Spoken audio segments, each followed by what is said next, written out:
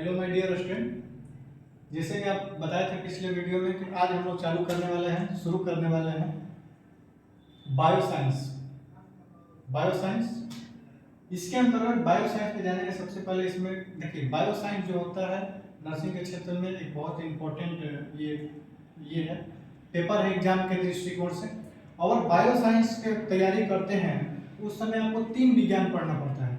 जब आप 3 गो बुक पढ़ेंगे यानी 3 गो पार्ट पढ़ेंगे तब जाके आपका बायोसाइंस आपका पेपर कंप्लीट होगा। परीक्षा में भी आपको तीनों सब्जेक्ट से आपको परीक्षा में आता है। इसको एनाटॉमी, फिजियोलॉजी एंड माइक्रोबायोलॉजी कहते हैं। इसको शॉर्टकट में बायोसाइंस के नाम से जानते हैं। पूरा नाम हम लोग एनाटॉमी, फिजियोलॉजी एंड माइक्रोबायोलॉजी के नाम से हम लोग जानते हैं, जिसको हिंदी में हम लोग बोलते हैं शरीर रचना, क्रिया एवं सूक्ष्म जीव विज्ञान। यानी इसमें शरीर के रचना, शरीर के क्रिया एवं सूक्ष्म जीव जो पाए जाते हैं उन सभी का अध्ययन हम लोग करते हैं, जो कि बायोसाइंस होता है। बायोसाइंस पढ़ने से पहले हम लोग इस बात को ध्यान रखेंगे कि बहुत सारा ऐसा वर्ड होता है, बहुत सारा ऐसा एनाटॉमी में प्रमुख शाखा होती है जिसको जानना जरूरी है। यानी जितना भी सब डाला गया है, जितना भी सब आप टॉपिक देखे होंगे दोनों बोर्ड पर, एक वहां बोर्ड पर देखिए और इधर भी बोर्ड पर आप देखिए, ये दोनों बोर्ड पर आप देखेंगे, यानी उधर से लेकर यहाँ तक कि पूरे बोर्ड पर आप देखेंगे तो ये एनाटॉमी एंड फिजियोलॉजी का एक विभाग है। यानी एनाटॉमी और फिजियोलॉजी और माइक्रोबायोलॉजी के अंतर्गत इतना सारा विभाग पढ़ना पड़ता है। ये सब उसका पार्ट है, पार्ट बाय पार्ट को हम लोग जानकारी देते हैं, जानेंगे। ये सब जो चीज है परीक्षा में आपको 1 नंबर या 2 नंबर से 2 नंबर की परिभाषा लिखने के लिए आता है, कभी रिक्त स्थान की पूर्ति करने के लिए आता है, कभी आपको ये चूज द करेक्ट आंसर में आता है।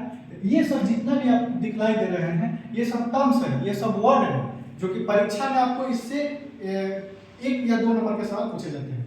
ज्यादातर परीक्षा में आपको बता देंगे कौन कौन VVI है, उस पर विशेष ध्यान दीजिए। ऐसे बाकी तो सारा एनाटॉमी आप पढ़ रहे हैं तो सारा VVI है, सब कुछ जानना चाहिए। ऐसे परीक्षा के दृष्टिकोण से इसमें जो मोस्ट होगा हम जरूर आपको रिपीट करेंगे। सबसे पहले हम लोग जानें कि हम लोग का आज का टॉपिक पहला क्या है। सबसे पहला टॉपिक है एनाटॉमी एंड फिजियोलॉजी। जानेंगे कि एनाटॉमी और फिजियोलॉजी होता क्या है। ये सबसे पहले हम लोग जानेंगे एनाटॉमी यानी शरीर रचना विज्ञान। शरीर रचना विज्ञान जो होता है, जिसको हम लोग अंग्रेजी में एनाटॉमी के नाम से जानते हैं, जानेंगे कि एनाटॉमी क्या होता है।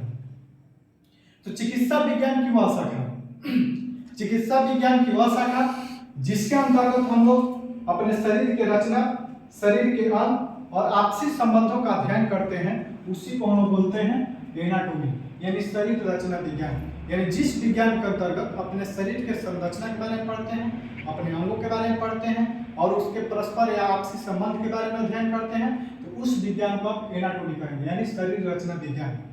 परीक्षा में यदि आएगा तो आप लगता है कि आप लिख लेंगे, परीक्षा में यदि आता है 1 से 2 नंबर के सवाल आएगा तो आप लिख सकते हैं कि चिकित्सा विज्ञान वह शाखा जिसके अंतर्गत अपने शरीर के रचना, अंगों के बारे में एवं आपसी संबंध के बारे में अध्ययन करते हैं, उस विज्ञान को हम क्या बोलते हैं, शरीर रचना विज्ञान, एनाटॉमी बोलते हैं। ठीक, अब हम लोग जानेंगे दूसरा शरीर क्रिया विज्ञान, फिजियोलॉजी। जानेंगे कि फिजियोलॉजी क्या होता है। तो फिजियोलॉजी जो होता है इसको हम लोग क्रिया विज्ञान भी बोलते हैं यानी शरीर का क्रिया विज्ञान। इसको हिंदी में हम शरीर क्रिया विज्ञान के नाम से जानते हैं, अंग्रेजी में फिजियोलॉजी कहते हैं। जानेंगे इसकी परिभाषा, इसको कैसे लिखेंगे। यदि आपको परीक्षा में 1 से 2 नंबर का सवाल आता है तो आप इसका परिभाषा कैसे लिखेंगे। तो चिकित्सा विज्ञान की वह शाखा जिसके अंतर्गत शारीरिक संरचनाओं एवं उसके द्वारा किए गए कार्यों के बारे में अध्ययन करते हैं, उसको हम क्या बोलते हैं, फिजियोलॉजी। कहने का मतलब दोनों में लेकिन अंतर क्या है, इसमें हम लोग संरचना के बारे में पढ़ते हैं, इसमें जो हम लोग पढ़ते हैं संरचना के बारे में पढ़ते हैं, यानी हम लोग का शरीर कैसे कैसे बना हुआ है, किन किन चीज से मिलकर बना हुआ है, तो उसको संरचना यानी रचना विज्ञान कहते हैं। और हमारे शरीर में कौन से अंग कैसे कैसे काम करता है, कैसे कैसे क्रिया करता है, उसके बारे में हम लोग को जानकारी किसमें मिलता है, फिजियोलॉजी में। ठीक है, तो एनाटॉमी और फिजियोलॉजी में अंतर क्या है कि एनाटॉमी जो होता है उसमें शरीर के रचना के बारे में अध्ययन करते हैं और फिजियोलॉजी में क्या होता है कि शरीर के क्रिया के बारे में अध्ययन करते हैं, यानी हम लोग का शरीर कैसे कैसे काम करता है इसके बारे में हम लोग जानकारी लेते हैं। ठीक है, उसके बाद हम लोग को अगला है सूक्ष्म जीव विज्ञान, माइक्रोबायोलॉजी। माइक्रोबायोलॉजी क्या होता है, तो जिस विज्ञान के अंतर्गत, यानी चिकित्सा विज्ञान की वह शाखा जिसके अंतर्गत हम लोग सूक्ष्म जीवों का अध्ययन करते हैं, जिसको अपने नग्न आंखों से नहीं देख सकते हैं, उसे देखने के लिए किसी खास उपकरण सूक्ष्मदर्शी की सहायता लेते हैं, उस विज्ञान को हम क्या बोलते हैं? माइक्रोबायोलॉजी। परीक्षा में आएगा तो आप लिख सकते हैं कि जिस विज्ञान के अंतर्गत हम लोग सूक्ष्म जीवों के बारे में अध्ययन करते हैं या सूक्ष्मदर्शी के बारे में अध्ययन करते हैं, उस विज्ञान को हम सूक्ष्म जीव विज्ञान यानी माइक्रोबायोलॉजी कहते हैं। परीक्षा में 1 नंबर या 2 नंबर की सब सवाल आता है, या रिक्त स्थान की पूर्ति करने के लिए आता है, या चूज द करेक्ट आंसर में आता है, तो आप ये लिख सकते हैं। कोई दिक्कत जी। उसके बाद है कोशिका विज्ञान, साइकोलॉजी। जानेंगे कि साइकोलॉजी क्या होता है। तो यहाँ पर देखिए आगे ही लिखा हुआ है कोशिका, और कोशिका का मतलब क्या होता है? ये जीव है, यानी जिस विज्ञान के अंतर्गत हम लोग कोशिका की उत्पत्ति, संरचना एवं कार्य का अध्ययन करते हैं, उसको हम क्या बोलते हैं? साइकोलॉजी, यानी कोशिका विज्ञान। यानी जिस विज्ञान के अंतर्गत कोशिका की उत्पत्ति कैसी होती है, उसकी संरचना कैसी होती है, वो कैसे काम करता है, क्रिया के बारे में अध्ययन करते हैं, यानी कोशिका के बारे में किसी भी प्रकार के अध्ययन करने की क्रिया को क्या कहेंगे? साइकोलॉजी, यानी कोशिका विज्ञान। उसके बाद अगला है ऊतक विज्ञान, यानी हिस्टोलॉजी। जानेंगे कि हिस्टोलॉजी क्या होता है। तो हिस्टो का मतलब होता है ऊतक, यानी जिस विज्ञान के अंतर्गत हम लोग ऊतक का अध्ययन करते हैं या ऊतक का संरचना का अध्ययन करते हैं, उन सभी को हम क्या बोलते हैं? ऊतक विज्ञान। यानी जिस विज्ञान के अंतर्गत हम लोग ऊतकों के संरचनाओं के बारे में अध्ययन करते हैं, उस विज्ञान को आप हिस्टोलॉजी कहेंगे। कोई दिक्कत? आगे है भ्रूण विज्ञान, यानी एम्ब्रियोलॉजी। भ्रूण के मतलब हम लोग जानते हैं क्या होता है। भ्रूण के मतलब होता है पेट में पल रहा बच्चा। तो जानेंगे कि भ्रूण विज्ञान किसे कहेंगे, यानी एम्ब्रियोलॉजी किसे कहेंगे। तो जानेंगे, एक होता है निषेचन,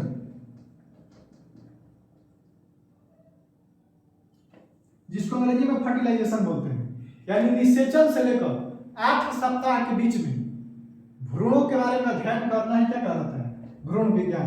कहने का मतलब होता है कि जब हम लोग क्या होता है कि स्पर्म दोनों आपस में मिलता है, यानी 2 स्पर्म जब आपस में मिलता है तो निषेचन होता है, और फर्टिलाइजेशन के बाद क्या होता है, यानी 0 दिन, यानी फर्टिलाइजेशन से लेकर 8 सप्ताह तक, फर्टिलाइजेशन से लेकर 8 सप्ताह तक भ्रूण के बारे में जो अध्ययन करते हैं, इसके बीच के अध्ययन करते हैं, उसको हम बोलते हैं भ्रूण विज्ञान यानी एम्ब्रियोलॉजी। जो कि क्या होता है, ये निषेचन होने से लेकर और 8 सप्ताह के बीच में जब भ्रूण रहता है और उसका जब हम लोग अध्ययन करते हैं, तो उसको हम लोग बोलते हैं एम्ब्रियोलॉजी। कोई दिक्कत? उसके बाद क्षेत्रीय शरीर रचना विज्ञान, यानी रीजनल एनाटॉमी क्या होता है। तो जानेंगे इसमें क्या होता है कि हमारे अपने शरीर के विभिन्न अंगों के बारे में हम अध्ययन करते हैं, यानी अपने शरीर के विभिन्न अंग जैसे वक्ष हो गया, सिर हो गया, पैर हो गया, या इस तरह के जो भी क्षेत्रीय शरीर की संरचना होती है उसके बारे में अध्ययन करते हैं, उसको हम बोलते हैं रीजनल एनाटॉमी यानी क्षेत्रीय शरीर रचना विज्ञान। उसके बाद सतही शरीर रचना विज्ञान, इसमें क्या होता है कि सतह, अपने शरीर के सतह पर स्थित किसी आकृति या चिन्ह का अध्ययन करते हैं, यानी आपके शरीर के सतह पर किसी प्रकार के चिन्ह हो या किसी प्रकार के आकृति बनी हो, तो उसका हम लोग अध्ययन करते हैं, जिसको हम बोलते हैं सरफेस एनाटॉमी। तो इसमें आप समझे एनाटॉमी क्या होता है, यानी शरीर के रचना के बारे में अध्ययन करते हैं, उस विज्ञान को हम कहते हैं एनाटॉमी। और जिस विज्ञान में हम लोग शरीर की क्रिया के बारे में अध्ययन करते हैं उसको फिजियोलॉजी, और जिस विज्ञान के अंतर्गत हम लोग सूक्ष्म जीवाणुओं के बारे में अध्ययन करते हैं उसको सूक्ष्म जीव विज्ञान यानी माइक्रोबायोलॉजी। जिस विज्ञान के अंतर्गत हम लोग कोशिकाओं का अध्ययन करते हैं उसको साइटोलॉजी, और जिस विज्ञान के अंतर्गत हम लोग ऊतक का अध्ययन करते हैं उसको हिस्टोलॉजी, और जिस विज्ञान के अंतर्गत हम लोग निषेचन से लेकर 8 सप्ताह के बीच में पेट में पल रहे बच्चे यानी भ्रूण का अध्ययन करते हैं उसको बोलते हैं एम्ब्रियोलॉजी। और जो हम लोग के शरीर के जो पूरा वक्ष होता है यानी सीधा वाला भाग जो होता है उसका अध्ययन करते हैं तो हम रीजनल एनाटॉमी। और सरफेस यानी हमारे शरीर पर किसी प्रकार की आकृति के बारे में जब अध्ययन करते हैं तो उसको हम लोग बोलते हैं सरफेस एनाटॉमी। कोई दिक्कत जी। इसके बाद हम लोग का अगला जो टॉपिक होता है ये हम लोग का स्थूल शरीर रचना विज्ञान यानी माइक्रोस्कोपिक एनाटॉमी। माइक्रो का मतलब क्या होता है? बड़ा, यानी अपने शरीर के वो भाग जिसमें हम लोग अपने नग्न आंखों से देख सकते हैं या इसमें किसी उपकरण की जरूरत न पड़ती हो, यानी जिस विज्ञान के अंतर्गत हम लोग अपने शरीर के उन भागों का अध्ययन करते हैं जिसको हम लोग अपने आंख से देख सकते हैं, तो उस विज्ञान को हम बोलते हैं माइक्रोस्कोपिक एनाटॉमी। यानी जिस विज्ञान के अंतर्गत हम लोग शरीर के उस भाग का अध्ययन करते हैं जो हम लोग को स्पष्ट दिखाई देता है, उसको हम बोलते हैं माइक्रोस्कोपिक एनाटॉमी। कोई दिक्कत? उसके बाद है आगे है आकृति विज्ञान यानी मोर्फोलॉजी। जानिए कि आकृति विज्ञान क्या होता है यानी मोर्फोलॉजी क्या होता है। तो आकृति विज्ञान का मतलब होता है कि इसमें हम लोग शरीर के रूप एवं रचना विज्ञान का अध्ययन करते हैं। कहने का तात्पर्य होता है कि अपने शरीर के रचना के बारे में या आकृति के बारे में अध्ययन करते हैं। जैसे आदमी कहता है कि कितना फीट आपका हाइट है, आप गोरे हैं कि काले हैं, लगड़े हैं कि लूले हैं, किस तरह का है। यानी जिस विज्ञान के अंतर्गत हम लोग अपने शरीर के आकृति के बारे में अध्ययन करते हैं, जिस विज्ञान के अंतर्गत हम लोग अपने आकृति के बारे में अध्ययन करते हैं, उसको हम लोग बोलते हैं आकृति विज्ञान। इसके अंतर्गत क्या होता है कि शरीर के रूप और संरचना के बारे में हम लोग अध्ययन करते हैं। ये हम लोग का रहा, ठीक है। उसके बाद है भ्रूण रचना विज्ञान यानी फीटल एनाटॉमी। भ्रूण रचना विज्ञान क्या होता है तो जानेंगे। भ्रूण रचना विज्ञान का मतलब होता है इसमें हम लोग भ्रूण के 8 सप्ताह के बाद से जब तक बच्चा जन्म नहीं लेता है तब तक अध्ययन करते हैं।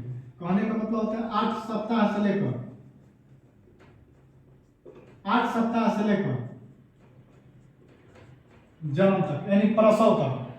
यानी जैसे आपको बताया वहां पर भ्रूण विज्ञान के अंतर्गत हम बताए एम्ब्रियोलॉजी में, इसमें क्या होता था निषेचन से लेकर 8 सप्ताह के बीच में बच्चा का अध्ययन करते हैं तो उसको एम्ब्रियोलॉजी बोलते हैं। लेकिन 8 सप्ताह के बाद और बच्चा जब तक जन्म नहीं लिया है तब तक दोनों के बीच के अवस्था में जब हम लोग किसी भी बच्चा का अध्ययन करते हैं या उस विज्ञान का अध्ययन करते हैं तो उसको हम बोलते हैं फीटल एनाटॉमी यानी भ्रूण रचना विज्ञान। क्योंकि हम लोग जानते हैं कि 8 सप्ताह के बाद जो होता है बच्चा का संरचना बनने लगती है, यानी शरीर की रचना परिवर्तित होने लगता है। और तो 8 सप्ताह से लेकर और बच्चा जब तक जन्म नहीं लेता है तब तक की अवस्था के अंदर यदि हम लोग उसके बारे में अध्ययन करते हैं तो उस विज्ञान को हम बोलते हैं भ्रूण रचना विज्ञान यानी फीटल एनाटॉमी। कोई दिक्कत? उसके बाद है एगो अंग विज्ञान यानी ऑर्गेनोलॉजी। ऑर्गेनोलॉजी में क्या होता है कि इसमें हम लोग अपने संपूर्ण शरीर का अध्ययन करते हैं। इसमें क्या होता है कि हम लोग अपने संपूर्ण शरीर का अध्ययन करते हैं। इसमें आप लिख सकते हैं परीक्षा में कि जिस विज्ञान के अंतर्गत हम लोग अपने शरीर के बारे में अध्ययन करते हैं उस विज्ञान को हम लोग क्या बोलते हैं अंग विज्ञान यानी ऑर्गेनोलॉजी हम लोग बोलते हैं। उसके बाद एक है मांसपेशी विज्ञान यानी मांसपेशी का मतलब क्या होता है यानी आपका मांस। यानी जिस विज्ञान के अंतर्गत हम लोग अपने मांसपेशियों का अध्ययन करते हैं यानी मांस का अध्ययन करते हैं उस विज्ञान को हम लोग मायोलॉजी या मांसपेशी विज्ञान भी हम लोग कहते हैं। उसके बाद होता है अस्थि विज्ञान। अस्थि का मतलब क्या होता है हड्डी। यानी जिस विज्ञान के अंतर्गत हम लोग अपने अस्थियों के बारे में अध्ययन करते हैं उस विज्ञान को हम लोग ऑस्टियोलॉजी या अस्थि विज्ञान हम लोग कहते हैं। एक होता है जन्मजात विकृति विज्ञान। इसके अंतर्गत क्या होता है कि हम लोग जानते हैं जन्मजात विकृति का मतलब क्या होता है कोई दोष। यानी कि जिस विज्ञान के अंतर्गत हम लोग जन्मजात विकृति भ्रूणों का अध्ययन करते हैं यानी वह विज्ञान जिसके अंतर्गत जन्मजात भ्रूण में किसी प्रकार की विकृति हो जाती है और उसका यदि आप अध्ययन करते हैं तो उस विज्ञान को हम बोलते हैं जन्मजात विकृति विज्ञान यानी टेटोलॉजी। ठीक है। एक होता है अनुवांशिकी जेनेटिक्स। इसमें क्या होता है कि जेनेटिक्स में यानी जिस विज्ञान के अंतर्गत हम लोग गुणसूत्र जीन्स या पीढ़ी दर पीढ़ी चलने वाली किसी भी प्रकार की स्थानांतरण का अध्ययन करते हैं उसको हम जेनेटिक्स बोलते हैं। कहने का मतलब होता है कि आप लोग को पीछे ही बताया था जेनेटिक्स का मतलब क्या होता है अनुवांशिकी का मतलब। अनुवांशिकी का मतलब होता है कि पीढ़ी दर पीढ़ी चलने वाली किसी भी प्रकार की बीमारी। जैसे मान लीजिए कि आपको रतौंधी अपने माँ बाप को हुआ है और उससे बच्चा को भी रतौंधी होने लगा या किसी पोलियो मार दिया और आने वाला पीढ़ी दर पीढ़ी इसका शिकार होते जाए तो इस तरह का अनुवांशिकी बोलते हैं। यानी जिस विज्ञान के अंतर्गत हम लोग अपने गुणसूत्र के बारे में अध्ययन करते हैं जीन्स के बारे में अध्ययन करते हैं या पीढ़ी दर पीढ़ी किसी रोग का स्थानांतरण के बारे में अध्ययन करते हैं तो उस विज्ञान को हम बोलते हैं जेनेटिक्स यानी अनुवांशिकी बोलते हैं। ठीक है। उसके बाद होता है तंत्रिका विज्ञान नर्वोलॉजी। नर्वोलॉजी में क्या होता है कि जिस विज्ञान के अंतर्गत हम अपने तंत्रिकाओं के बारे में अध्ययन करते हैं अपने नसों के बारे में अध्ययन करते हैं उस विज्ञान को हम बोलते हैं न्यूरोलॉजी। और लास्ट जो होता है सूक्ष्म शरीर रचना विज्ञान यानी हम लोग के शरीर जैसे आपको बताया यहाँ पर कि स्थूल शरीर रचना देने माइक्रो यानी शरीर का वह भाग जो हम लोग को अपने आंख से दिखाई दे सकता है उसके बारे में यदि आप अध्ययन करते हैं तो उसका माइक्रोस्कोपिक एनाटॉमी कहेंगे। लेकिन हम लोग के शरीर में बहुत सारा ऐसा भाग है जो कि हम लोग को आंख से नहीं दिखाई दे सकता है, जिससे हम लोग का टिश्यू हुआ, कोशिका हुआ, ये सब भाग जो होता है हम लोग को अपनी आंख से नहीं दिखाई देगा। इसको देखने के लिए लैब में जाना पड़ेगा, माइक्रोस्कोप से देखते हैं। तो जिस विज्ञान के अंतर्गत हम लोग अपने शरीर के उन भागों को बारे में अध्ययन करते हैं जिनको देखने के लिए किसी खास उपकरण यानी माइक्रोस्कोप की जरूरत पड़ती है, उनके बारे में अध्ययन करते हैं, तो उसको आप बोलेंगे माइक्रोस्कोपिक एनाटॉमी। यानी जिस विज्ञान के अंतर्गत हम लोग अपने शरीर के सूक्ष्म जीव भागों का अध्ययन करते हैं उसको आप बोलेंगे सूक्ष्म शरीर रचना विज्ञान यानी माइक्रोस्कोपिक एनाटॉमी। तो मैं उम्मीद करता हूं कि आपको ये सारे टॉपिक समझ में आ गए होंगे। यदि किसी व्यक्ति को लगे कि ये टॉपिक समझ में नहीं आ पा रहा है तो आप यहाँ पर हमको संपर्क कर सकते हैं, हमारे व्हाट्सएप नंबर पर भी लिख सकते हैं। इसका सारे जो भी पढ़ाया जा रहा है सभी का नोट्स भी अवेलेबल है, तो आपको फ्री ऑफ कॉस्ट आपके व्हाट्सएप पर पीडीएफ के माध्यम से उपलब्ध करा दिया जाएगा। जो भी छात्र छात्रा 2021 बैच में जीएनएम का परीक्षा देने वाले हैं या बीएससी नर्सिंग या किसी भी नर्सिंग क्षेत्र में परीक्षा देने वाले हैं तो निःशुल्क हमारे व्हाट्सएप नंबर पर संपर्क करें। आपको निःशुल्क हमारा संस्थान आपको Sanjeevani group of health care and educational zone आपको निःशुल्क पीडीएफ या वीडियो प्रोवाइड कराएगा। मैं कोशिश करता हूं कि जो छात्र छात्राएं हमारे निजी संस्थान में पढ़ते हैं, जो छात्र छात्राएं प्रतिदिन हमसे पढ़ते हैं, उसके साथ साथ बिहार नहीं पूरे इंडिया के कोई भी छात्र छात्रा कहीं भी पढ़ता हो, लगता है कि उसके पढ़ाई में कमी हो रहा है या उसको समझ में नहीं आ रहा है, तो आप हमें संपर्क कीजिए। मैं कोशिश करूंगा कि आपके हर टॉपिक का जवाब सही या सुसज्जित ढंग से हम लोग आंसर लिखवाने का काम करेंगे। तो हम लोग जाने आज हम लोग एनाटॉमी शुरू किए। प्रतिदिन कोशिश रहेगा कि प्रतिदिन एक वीडियो आप लोग को एनाटॉमी एंड फिजियोलॉजी से हम लोग अपलोड करेंगे। समय नहीं मिला तो उस दिन नहीं रहेगा, लेकिन यदि हम लोग को टाइम मिलता है तो कोशिश करेंगे हम पर डे आपको एक एनाटॉमी और फिजियोलॉजी से संबंधित एक टॉपिक पर कम से कम आप लोग को प्रतिदिन जिक्र किया जाएगा। यदि किसी व्यक्ति को लगता है कि इस पढ़ाने में कोई त्रुटि हुआ या कुछ कमी है तो आप अपना सुझाव देंगे, क्योंकि आपके सुझाव हमारे लिए सर्वोपरि रहेगी। धन्यवाद।